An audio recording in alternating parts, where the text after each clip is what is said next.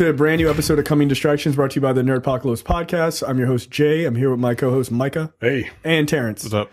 All right, guys. We're back. We're going to talk all about Skyscraper. Micah, you had the luxury of seeing this movie. You are very excited, and I cannot wait to hear your opinion on this. So before you start, just give us the general premise of the movie and your thoughts. So here's the synopsis from Wikipedia. No spoilers. Former FBI agent, hostage rescue team leader, and amputee Will Sawyer, played by Dwayne Johnson, lives in the tallest, safest skyscraper in Hong Kong with his family. The skyscraper itself, he lives in it. The Chinese man who built it flew him out there to live in it so that he can assess the safety and security of the building. Makes sense. It's known as the Pearl. It houses several floors that function as their own society. And despite the risks highlighted by Sawyer, who is the building's head of security, he's trying to get that job. His bosses insist that it is impregnable. True to Sawyer's belief, the building comes under attack by terrorists, forcing Sawyer to take action. Matters are complicated further when he finds himself framed for the attack and his family is trapped in the above building. Look, this movie is dumb and this movie is bad, but it is a good bad movie. Okay, that's fair. If you like bad movies, as long as they entertain me, yes, absolutely. Yo, this is entertaining. It's entertaining for all the wrong reasons. But it is entertaining. I got more entertainment value out of this than Jurassic World. That's good, because that movie's bad. This, performances, The Rock cannot, he's an actor. He's a good actor. He's not a great actor. He just isn't. Yeah. And The Rock trying to emote is the silliest fucking thing I've ever seen. Excuse me. It's just ridiculous. To hear him call for his wife is just like, Sarah! Because, like, the way he's, like, he can't emote. Like, he's sitting there cradling someone and he's trying to, and slowly crushing them. Right, because it's a little kid, right? And he's just, like, engulfing them, right? And it's just like, yo, you can't really emote. But The Rock is trying to play an everyman. Yeah, that's not possible. You don't look like the everyman. That is impossible.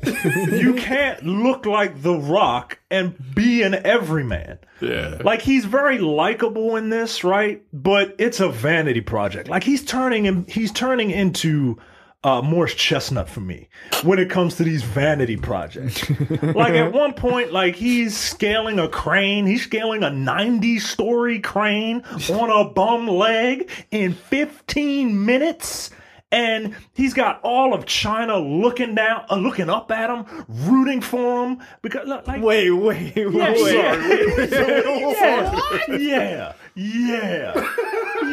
Like, go, Mr. the Everyman. Yeah, like, everybody's like, one guy's like, yes. Like, yo, this is a vanity project. It is ridiculous. It is stupid. Apparently, physics is different in China than it is in everywhere else in the world. Like, me and the reviewer sitting next to me, I don't know the guy, but we fucking bonded over the ridiculousness that's happening in this movie. There's at one point, like, The Rock and his wife are on one side of a chasm, and then the one of their children are on the other side, and they set up a bridge, and you're like, all right, well, you set up the bridge. The kid has to get on the side with his parents. What would you tell the kid to do? Cross the bridge? No. The mom crosses the bridge, gets the child, who is fully capable, carries him over to the bridge, while The Rock holds the bridge up with the strength of his everymanness. Yo, what are you doing? This movie is absolutely ridiculous. But it's entertaining. I can believe that. Yeah. I mean, it's a Die Hard ripoff. It is a blatant Die Hard ripoff. Okay, now here comes the question that the three of us had offline. How many Die Hard isms are aped in this movie? There's an Ellis. Are you serious? There's an Ellis. Is his name Ellis or is there's an Ellis character? There's an Ellis type character. Okay. I can get him for you. And the second you see, yeah, like Ellis. That's my favorite movie. He's Ellis in that he's Ellis in that the second you see him, this guy's gonna turn. He's gonna do something to fuck over the main character. But does he try to fuck Nev Campbell at any point? No, he doesn't. Okay, I just asked. No, he doesn't. There are foreign terrorists from Europe, somewhere vaguely around Europe. Most of them are blonde, and they have their own. So they were like, pick the guys from Die Hard 3. Right. Yeah. They have their own tech guy who's just like the nerdy tech. Is he black? No. The one black person fucking died in this movie. There are 2 MacGuffins in this movie, guys. 2 MacGuffins. The Rock gets a MacGuffin, and the lead Chinese, the guy who built the building has his own MacGuffin. And they're both trying to get MacGuffins. Duct tape plays a plot point in the movie. Duct tape. Duct tape, nigga. Duct tape.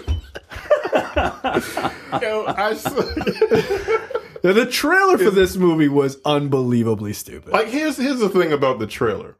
The second or the last trailer, the first shot is him jumping from the crane to the building. Right. At that point, it's like, okay, you just went full retard right there. So at this point, like, he would have super died. Like, you're just basically telling us this movie is just nonsense. No, yeah. In the very first shot. This movie treats fire as if it's water. You know how you pour water into any container and it will engulf that container? Yeah, fire don't do that, yo.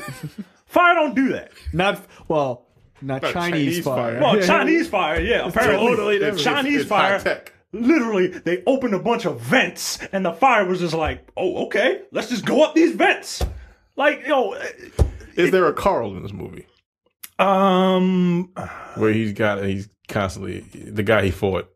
He killed his brother, but then Carl was super pissed, and he was kind of chasing him through the rest of the movie. Not really. Carl. There's a, and that's the thing, right? Like, is there a machine gun scene? Like, that's the thing, right? Like, you're naming all these things about Die Hard that makes Die Hard memorable. Yeah. The characters. Yep. Yo, this movie has no characters, yo. Of course it's just not. him. Of course not. Because The Rock does not know how to share the screen with anyone. This movie does not have personality. Die Hard has personality. You know who Hans and Carl and not Carl from like the not Family Matters. Yeah, Carl. like the brother. Right. Yeah. Okay. Right. No. Just for people that may not know. Right. If you haven't seen Die Hard. Like Die Hard, there's Agent Johnson and Agent Johnson, no relation. Right. Yeah. Right. Exactly. Yeah. But you know those things about Die Hard because Die Hard has personality. This doesn't have personality. It doesn't, man. It just. What's your score there, Micah? Yo, this movie's bad, yo. This movie's bad, but on pure entertainment value, the movie is a 1. But if you like bad movies, like, I kind of strangely recommend it. Like, it's like a 2 if you like bad movies. That's funny. I'm not seeing this movie. I kind of want to see it. Yo, this movie is the perfect movie to watch on HBO. It's the perfect movie. That's when I'll see it. I am not spending good, hard-earned theater time to see this movie. Absolutely not. If you like bad movies and you really want to see this movie, just go in knowing that it's bad and that the characters are playing it a little too seriously. Like, if there was just a little more winking and nodding, this would be like Commando level good. See, that's the thing is you got to know. You got to know what you're going to do. Yeah, you got to know. Like, if you're going to do a ridiculous movie, you got to have The Rock carry the tree through, like, in the forest in the first scene. You go, okay, well, this is where we are, right? Like in Commando. So, like, if you're gonna do ridiculous, go full board, and then you can respect it. When it gets going, you got to sit through like 20 minutes of setting things up. But when it gets going, it doesn't really stop. Well, that's good to know. And look, everybody's comparing it to Die Hard and Towering Inferno. If you go into this thing expecting Die Hard, like, you're gonna be mad. No, come on. Yeah, it's just not easy to even come close to that. Like, Die Hard, that's a great movie. It is. It's a one of a kind. Yeah, it's one of a kind. But I wouldn't even say turn your brain off. No, keep your brain on and just be like, wait, what the fuck? Like, if you're in an elevator and the elevator is plummeting, you're not just going to remain on the floor. Like, you're going to fly up because It's going human really beings, fast. right? Yeah. Human beings aren't heavier than the elevator that's plummeting to the. All right, all right. But no, but hold on. Was The Rock in the elevator? No, Okay, because The Rock is in fact heavier than gravity. apparently. I mean, strong enough to hold he's strong enough to hold a bridge together with just the strength of his everymanness. I'm an everyman, guys. I'm using duct tape. I'm an everyman. I saw a scene that I hadn't seen that I didn't pay attention to in the trailer. you're so mad. I love It's so it. stupid. It's so Because stupid. you were supposed to see was it, supposed and to you see couldn't it. see it. You went to see Equalizer It was 2. right down the street from me. That's why. Right. And so you're I'll see Equalizer 2. Fuck that. And then Mike is like, I will fall on the sword that is Skyscraper. I was like, good, because I ain't going. Yeah, well, a sword plays a part in the movie, right. guys. No. A sword plays a part in the movie. No. Somebody uses a sword in this movie. In fucking Skyscraper. In a skyscraper. I saw a scene when he was trying to there's like this spinning thing in the middle of the building. Yeah, yeah. And he's got to kind of make his way. Those are the vents that they open up so that the fire can just climb the building. That's not how. All right. Yeah, he has to time his jump like a goddamn like platform. a video game. Yeah. Would this make a better video game? This is my final point. Would Skyscraper make a better video game than movie? Yes, everything about it feels like a video game, from the cipher that is the main character to the literal platforming levels to the weird, like, I have to save my princess. And it's yeah, man. Wow. I don't recommend it unless you like bad movies. Okay. And if you like bad movies, go in and just pick this movie apart, and you will have a great time. Is this a good No Time to Bleed movie? Yo, we gotta do this on No Time to Bleed. We have to. We literally have to, because duct tape is a plot point. Okay. It's a minor plot point, but if he didn't have duct tape, he wouldn't be able to finish the movie. All right. on that beat, that is the end of the review. That's really funny. Oh my God. I am so glad that Mission Impossible is coming up, and something with quality. All right, that's it for this episode of Coming Distractions. Thank you, Micah, for falling on the sword that is used to hurt a villain later on. This movie has something in common with Enter the Dragon. Good night. All right, you know what? I assume The Rock gets the glow at the end. Or no, you said Enter the Dragon. Enter the Dragon, There's not the last dragon. Not the last a dragon. mirror sequence at the very end of the movie. All right. Good night, everybody. That's ridiculous. I'm done. All right. We will see you guys next time. Take it easy. You're watching the Nerdpocalypse YouTube channel. Make sure you click that button to subscribe and check out our weekly podcast where we talk about movie, TV, news, tech, and weird stories from around the internet.